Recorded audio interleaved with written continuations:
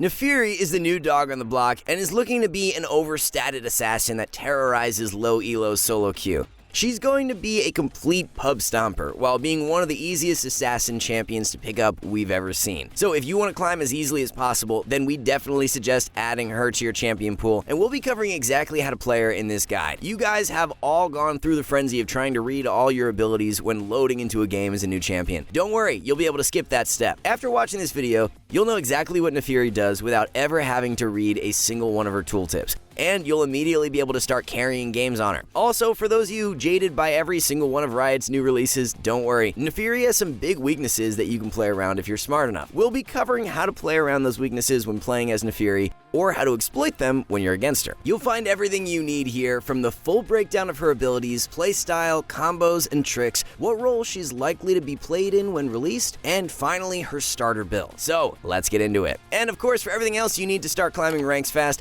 there's SkillCapped.com. With premium courses for every role and skill taught by the best players, SkillCapped is the perfect platform to help take your game to the next level. Our service is completely risk-free to try, as you're kept safe with rank up insurance. If you don't significantly improve while actively using SkillCapped, then you get your money back, no questions asked. So what are you waiting for? Get the rank you've always wanted by clicking the link in the description below. Alright, now let's start with Naafiri's abilities, beginning with her passive. Naafiri constantly summons pack mates to help her in fights. You have a max of 2 at the start of the game, which goes up to 3 at level 9. To put this simply, these work basically the exact same as Elise's spiderlings do. All they do is jump on the targets that you attack with your abilities to deal extra damage. Not only that, but they even block skill shots, just like Elise's spiders do. This is pretty nice, as you'll just randomly block spells throughout fights, which is definitely going to feel unfair when you block something really important. They can individually be targeted and killed, but you can respawn them by hitting champions or large monsters. However, don't let this overcomplicate picking up the champion. Exactly like a new Elise player, playing around your extra companions is not something you really have to think about. They're just there dealing extra damage and being obnoxious without you having to play around it. Keeping them alive and respawning them faster is only something you should start thinking about if you decide to commit to playing Naafiri and trying to min-max her. Next is her Q, which is going to sound complicated, but it really isn't. Her Q is a line skill shot that can be cast 2 times.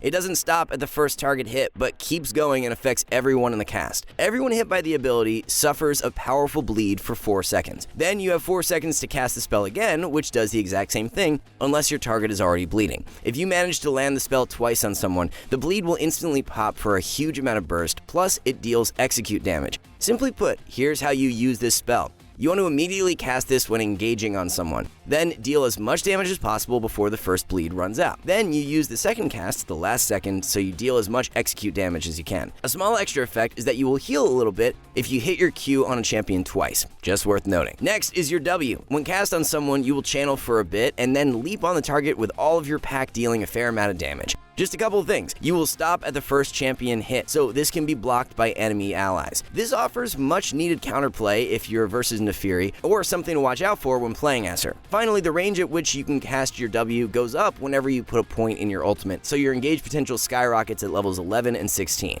Moving on to your E, this is just a small dash in a targeted direction. The special thing to play around is that this has 2 damage parts. One is during the actual dash, as anyone you pass through will take damage, but Naafiri will also damage anyone in a small radius around her after the dash completes too. So when using it for damage, you want to make sure you dash past them for the first part of the damage, but close enough that you also deal the second part as well. Also, the dash can go over walls, of course. Finally, let's break down the massive wall of text that is your ultimate. It seems like a lot, but it's really not. When you cast it, you summon a ton of pack mates instantly. The number increases as you rank it up. Then you get a bunch of attack damage and bonus movement speed. The movement speed is actually doubled out of combat, so you can catch up to targets to hunt them down. When you reach your target, your first hit will grant you a decent shield to help you assassinate them. Lastly, the duration and all of the effects immediately reset when you score a takedown, exactly like a Master Yi would. This also includes shielding again the next time you hit a new target. So basically, you get a bunch of stats, you can run people down, and you can keep popping off as long as you're getting resets.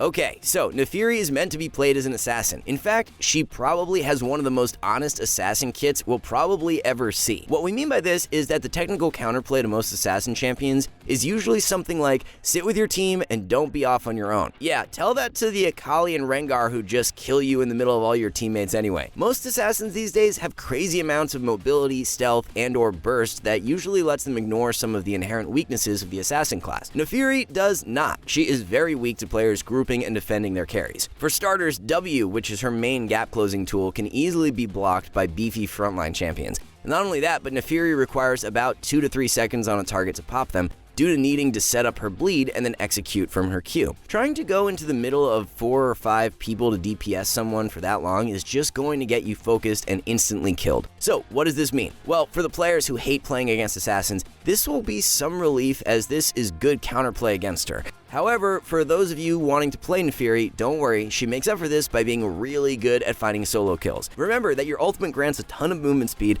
and is doubled out of combat. If you ever see someone out of position, pressing R will let you get to them very quickly before they can fall back to safety. Not only that, but Naafiri has above average dueling because of her pack mates and tons of DPS that she brings to a fight. All this means is that in solo queue, you are a very oppressive pick champion, and this will be your main way of carrying games as Naafiri. Of course, you will have to team fight from time to time, so here's how you'll go about doing so. It will be very important for you to look for flanks in 5v5 encounters. This way, you'll have direct access to a carry, and your W is much less likely to be blocked by the enemy frontliners. That being said, solo queue team fights are pretty chaotic for the most part. Even in 5v5s, there will usually be 1 or 2 players a bit isolated from the rest of their team. If you can, try to find these targets that are not heavily protected and quickly jump on them with your W to start getting resets. We heavily emphasized how much counterplay Naafiri technically has, but players in solo queue are never coordinated, so don't ever worry about being useless. Alright, so how do you actually kill someone as Naafiri? While she's a pretty basic character, here's 2 of the kill sequences you'll want to pick up to make things easier. First, pop your R if you have it, then catch up and W on top of them. Immediately Q to apply your bleed, now use your E through them to stick on top of them or for extra burst. Finally, finish things off with your second Q right before it expires for the max execute damage. The next version is if you're already in range of your Q. Starting with it first is ideal because it will immediately send your pack mates onto your target to deal damage and get your bleed going. From there, it's basically the same thing. W on top of them, E for damage or mobility, and finish things off with your second Q.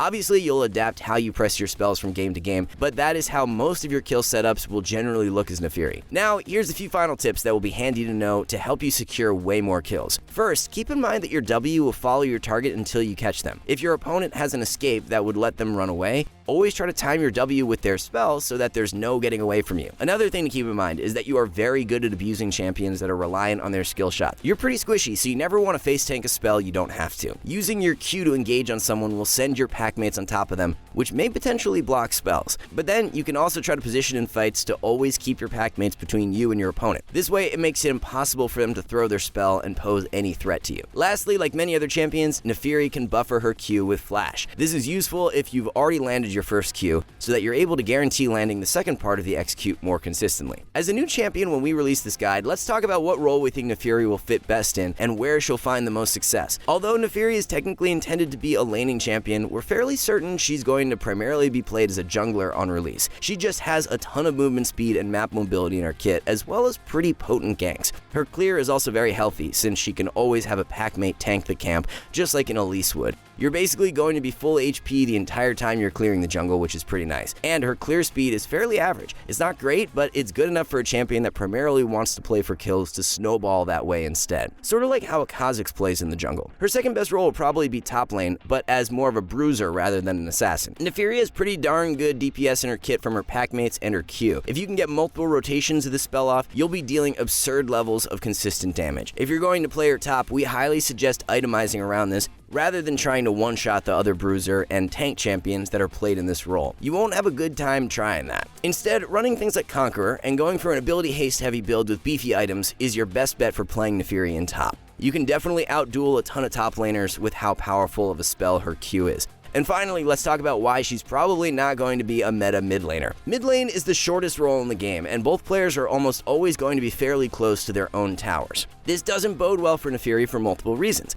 It doesn't let her abuse her mobility nearly as much as she could in top or jungle. In fact, it's very easy to exploit Naafiri ever trying to get on top of you with W. She cannot cancel her dash to you no matter what, so champions with mobility or flash up could always threaten to drag Naafiri to their tower if they ever see her channeling the spell. And a big point we've made this entire time is the fact that Naafiri needs 2 or 3 seconds of uptime to deal decent damage. Long-range mages are not going to let you do that easily, and you'll just get poked from far away without much counterplay most of the time. You can definitely counterpick Naafiri into other melee mid laners like Sylas or Echo, but otherwise you're probably better off playing her in either top or jungle. Of course, we're just speculating on her release here. It'll be fun to look back on this when she's the best ADC champion in the game. Let's wrap things up with a quick build to get you started, and we'll be focusing on jungle here. You'll be maxing Q, E, and then W with points in R whenever possible. You'll want to run either a Dark Harvest or Electrocute page. As for your items, you'll want to build Lethality for the most part. Ghostblade, Duskblade, and Eclipse will all be solid choices on her, and just depends on what's stronger in the meta or your personal preference. From there, stuff like Prowler's Claw or Axiom Arc will let you snowball out of control. And then you just round things out with more typical AD assassin items. Of course, you should always check your favorite build sites to see what most people are up to on release.